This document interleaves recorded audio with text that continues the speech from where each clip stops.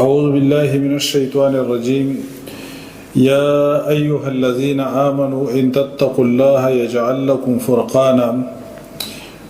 ویکفر عنکم سیئاتکم ویغفر لکم ذنوبکم واللہ ذو الفضل العظیم۔ یا ایہا الذین، اے وہ لوگ جو آمنوا ایمان لائے، ان تتقوا اللہ، اگر تم ڈرو گے اللہ سے، یجعل، وہ بنا دے گا، لکم، تمہارے لیے، فرقان، ویکفر، اور دور کر دے گا، عنکم، تم سے، سیئاتکم، تمہاری برائیاں، ویغفر لکم، اور بخش دے گا تمہیں، واللہ، اور اللہ،